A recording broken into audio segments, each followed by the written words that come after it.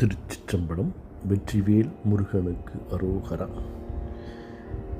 இந்த உலகத்திலே பிறந்து ஒவ்வொருவருக்கும் ஏதாவது ஒரு வகையிலே ஒன்றை அடைய வேண்டும் என்கின்ற எண்ணம் அல்லது குறிக்கோள் இருக்க வேண்டும். இதைத்தான் நாவுக்கரச பெருமான் குறிக்கோளாது கட்டேன் என்று சொல்லுகின்றார். இறைவன் திருவருளால் இடாமையால் சைவத்தினின்று சமணம் புகுந்து திருவருள் கூடிய போது சூளை கண்டு மீண்டும் சைவம் திரும்பிய திருநாவுக்கரசர் தம் கடந்த காலத்தை குறித்து வருந்தி குறிக்கோள் இல்லாது கட்டேன் என்றார். நாவுக்கரச பெருமான் வருந்தி கூறிய இத்தொடர் அறியதோர் உண்மையை உணர்த்துகின்றது. வாழ்க்கைக்கு குறிக்கோள் இருக்கின்றது. இது அறியாமலேயே நம்மில் பலரும் வாழ்ந்து இருக்கின்றோம். பிறப்பதும் இறப்பதும் வாழ்க்கையின் குறிக்கோள் அல்ல.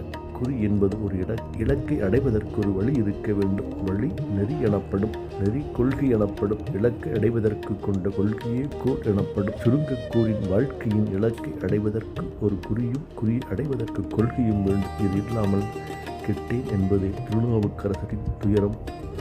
ஆகவே நாம் வாழ்வில் அடைய வேண்டும் என்றால் ஒரு இலக்கு குறிக்கோள், அதை வைத்து நாம் அதை நோக்கி செல்ல வேண்டும். அதற்கு துணையாக இறைவனுடைய திருவருளை பற்றி கொள்வோமாக.